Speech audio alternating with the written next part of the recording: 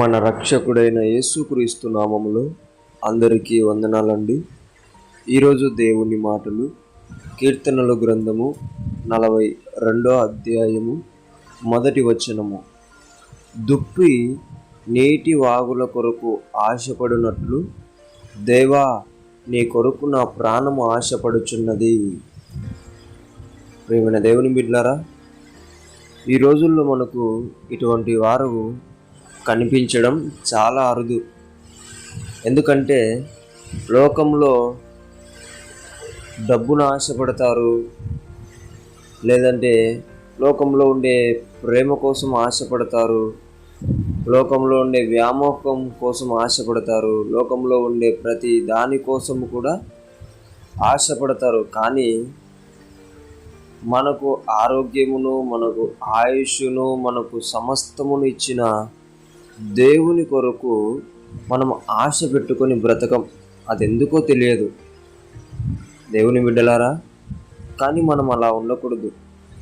ఎలాగైతే దుప్పి నీటి వాగుల కొరకు ఆశపడుతుందో అంతకంటే ఎక్కువగా మన ప్రాణం ఏం చేయాలా? దేవుని కోసము ఆశపడే విధముగా ఉండాల. వాక్యం చదవాలని, ప్రార్థన చెయ్యాలని, సువార్త చెప్పాలని, పరిచర్యలో ముందుండాలని, ప్రతి విషయములో దేవుని పనిలో నేను ముందుండాలని ఆశ కొనేవారిగా ఉండాల దేవుని బిడ్డలారా. అప్పుడు దేవుడు ప్రతి విషయములో కూడా నిన్ను దీవించడం మొదలు పెడతాడు, నిన్ను ఆశీర్వదించడం మొదలు పెడతాడు, నీకు నేర్పించడం మొదలు పెడతాడు, నీకు పరలోకములో ఉంటున్న ప్రతి సంగతిని చాలా చక్కగా వివరించడం మొదలు పెడతాడు దేవుని బిడ్డ.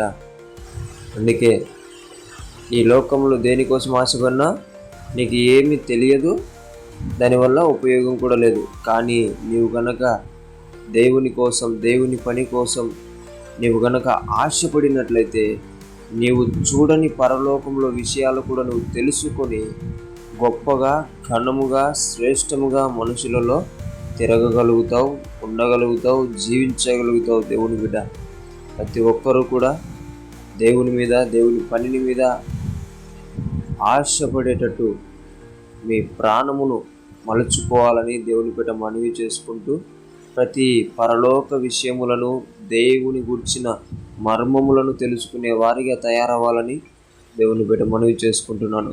దేవుడి మాటలను దీవించునుగాక. ప్రార్థిద్దాం. యేసయ్యా, మీకు వందనాలైనా ఈ దినమున నేను ప్రార్థిస్తున్నా. ఎవరైతే ప్రభువా లోకాన్ని, లోకంలో ఉండే ప్రేమలను, లోకంలో ఉండే వస్తువులను ఇలా ఆశపడుతూ వెళ్తున్నారో, ఇక నుంచి అలాంటి వారిగా కాకోకుండా నీ వైపు, నీ పరిచర్య వైపు, అయినా నీ వాక్యం వైపు, నీతో కలిసి ప్రయాణించే ఆ సమయం వైపున ఆశపడే బిడ్డలుగా, ప్రతి ఒక్క పరలోకములోనున్న మర్మములను తెలుసుకునే వారిగా నీవు తయారు చేయమని యేసు నామమున ప్రార్థిస్తున్నాం తండ్రి. ఆమేన్.